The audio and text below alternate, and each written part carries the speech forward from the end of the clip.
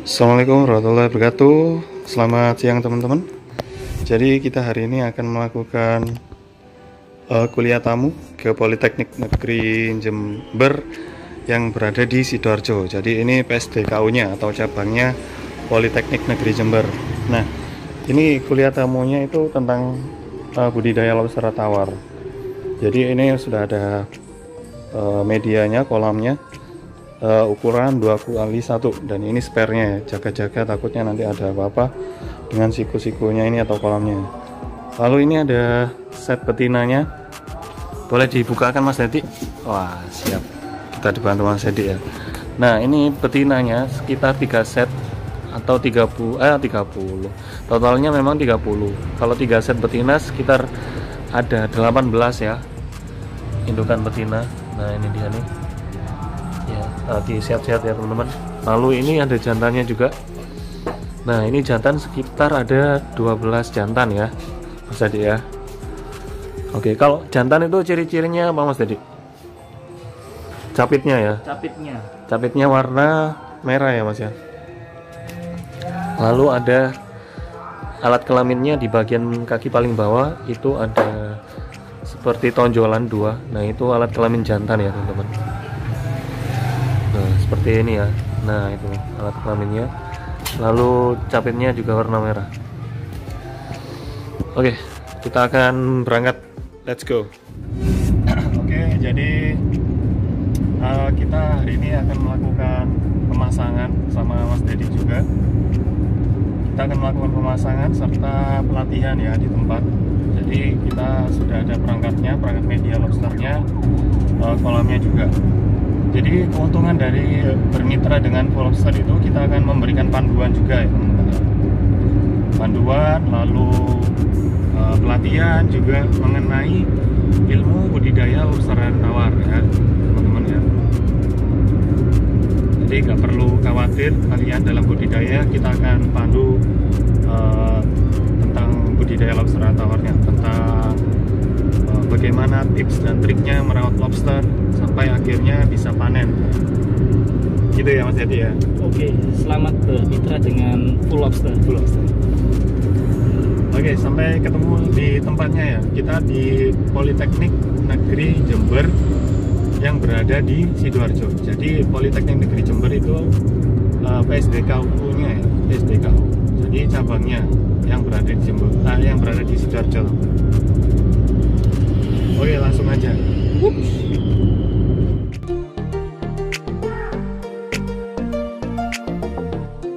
Nah, ternyata kita disambut oleh banjir ya teman-teman ya. Kita udah deket nih, sekitar 5 menitan lagi kita bakal sampai di lokasi ya teman-teman ya. Oke.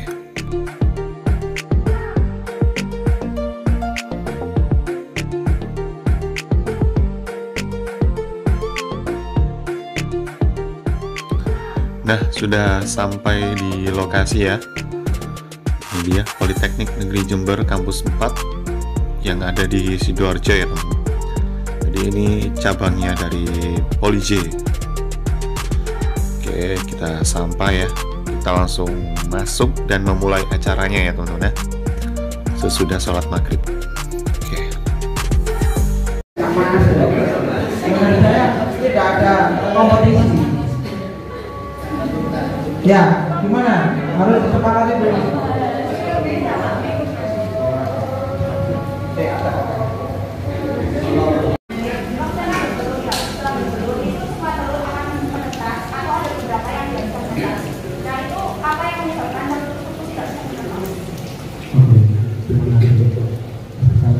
Pertanyaannya kualitasnya bagus-bagus banget ya.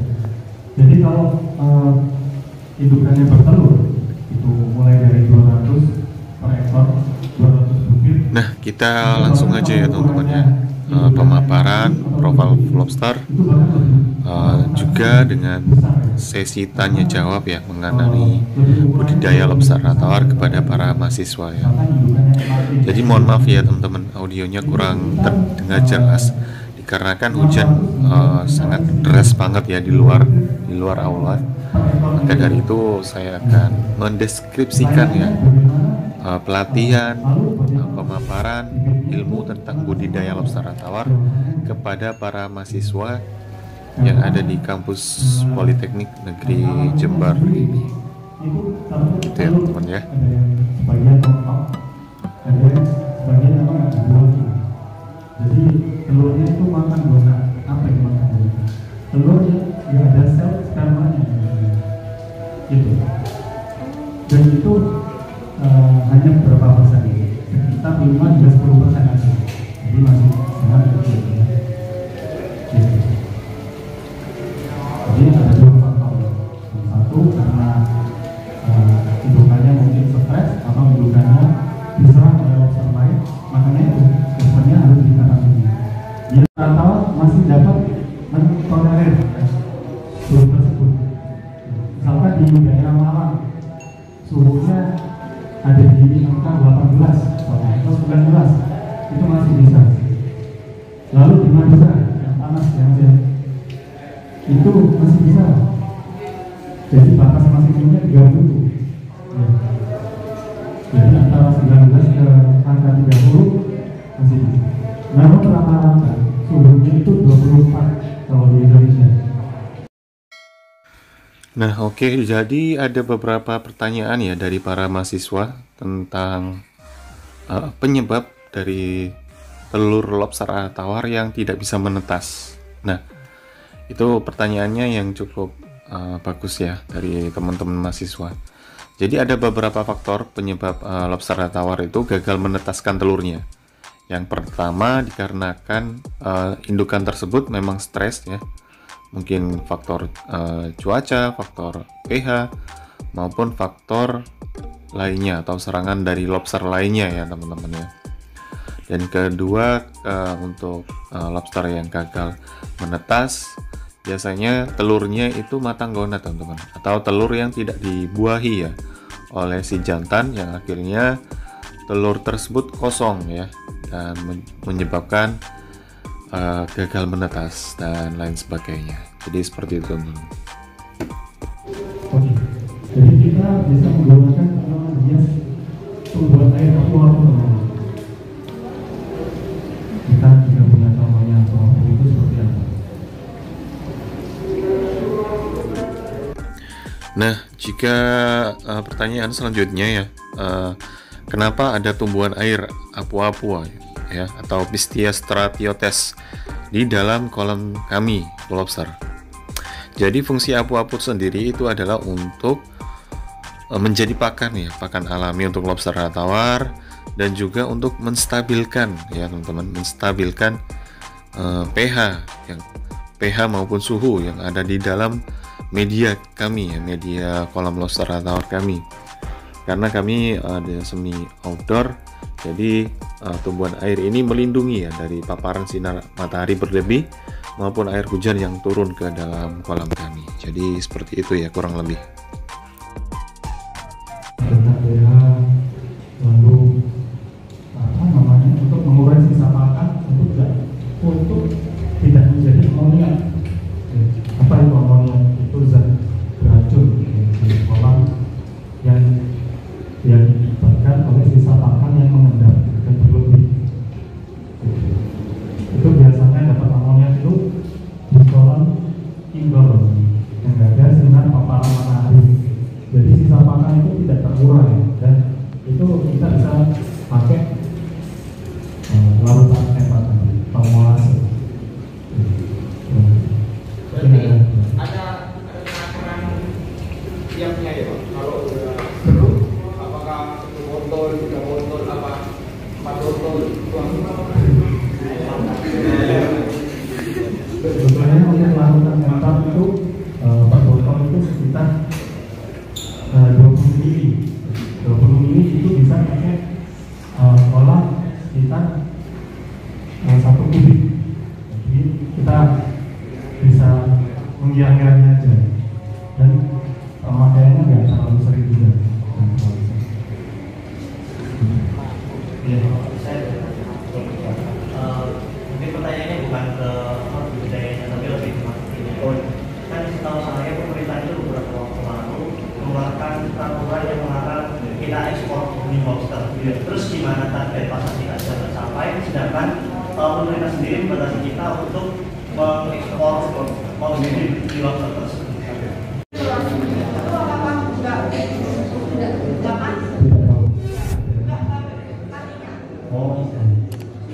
Kalau kita kirim itu pastinya kargo bangunannya itu sudah optimum untuk durasinya.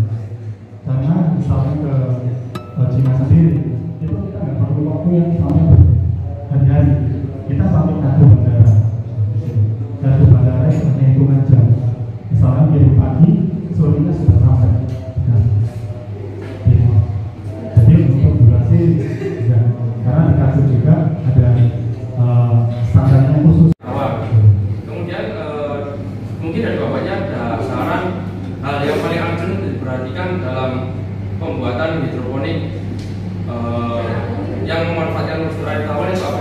Kayak kejernihan air, kualitas air, atau media filter, atau bahkan pakan yang harus dibutuhkan, karena secara tidak langsung nutrisi yang diambil dari lobster sama aquaponik juga kan dalam satu sistem yang sama gitu. Jadi mungkin ada saran dari Iya, keuntungannya sebetulnya kita panennya dapat dua. Kita bisa panen sayuran, yang kedua kita dapat panen lobster. Di dasar kita panen lobster, di atas kita panen sayur. Untuk sirkulasinya sendiri itu sebetulnya cukup bagus juga, karena air yang dari bawah bakal mengaliri di atas juga, dapat mengalir terus. Sirkulasi itu sebetulnya cukup bagus. Cuma karena aplikasinya itu nanti yang agak sulit ketika nanti kita panen ataupun membersihkan sopir di kolam bawah. Karena kan di atas kita harus masuk. Oke, kita akhiri ya teman-teman ya untuk sesi tanya jawabnya. Kita langsung praktek aja ke lapangan ya teman-teman ya. Nah, ini dia tim kami, Mas Dedi lagi menjelaskan ya. Lumayan. Kalau cerita betina, melihat indukan yang baik dan benar, cara memegang lobster ya, biar nggak kena capit. Seperti itu ya. Kalau di bawah pasti nyapit, kalau di belakang juga nyapit. Wah, itu nyapit tuh. Dia kayak gini nggak mau lepas, jangan sampai ditarik supaya capitnya ini nggak patah. Harus diletakkan di bawah lagi. Dia lepas sendiri. Nah, jadi jangan ditarik, nanti kalau tarik robek. Robek. Lumayan. Ayo satu orang tes. Pak. Ayo coba. Nah, itu yang penting. Tapi lebih gampang sih. Oh. Ini ada. Capit merahnya. Ini umur berapa, Pak? Ini umur 5 bulan. Ya, jadi jadi 5 bulan itu sudah jadi kategori indukan muda. Sudah bisa Bertelur. Sudah bisa. Ukuran 4 inch. Iya, bukan 4 inch hingga 4,5 5. Lobster itu berapa tahun, Pak? Usianya dia bisa 3 tahun. Jadi memang sifatnya, salah satu sifatnya lobster. Nah, di lokasi yang lain ya, di beberapa tempat yang masih dalam satu kampus ini ada akuarium riset ya teman-teman. Kita mengisinya juga dengan beberapa indukan di sini. Ya, ukurannya sekitar panjangnya 2 meter dan lebarnya sekitar 30 cm ya. Ini buat sementara dulu aja di sini ya. Nah, sebelum kita masukkan harus di treatment dulu nih. Biar proses adaptasinya nanti berjalan dengan mudah dan lancar ya teman-teman. Semoga aja ya. Amin. Treatment ini prosesnya sekitar 10 menit ya, atau 15 menit itu cukup ya teman-teman. Tergantung durasi perjalanan kami. Nah, tuh kita udah mulai menuangkannya ke dalam akuarium. Sebelahnya ternyata ini di ruang riset ya teman-teman ya, bersama dengan para mahasiswa dan dosen. Oke. Oke, harus berhati-hati ya, agar lobster towernya tidak stres teman-teman. Nah, ini juga ada desain media untuk menambah volume ya lobster tower agar semakin berkembang ya nantinya. Oke teman-teman, terima kasih yang udah nonton video kami. Jangan lupa klik tombol subscribe ya, agar channel Full Lobster dapat berkembang dan memberikan manfaat untuk teman-teman pembudidaya lainnya. Oke, saya akhiri saja ya teman-teman. Assalamualaikum warahmatullahi wabarakatuh. See you next time and bye.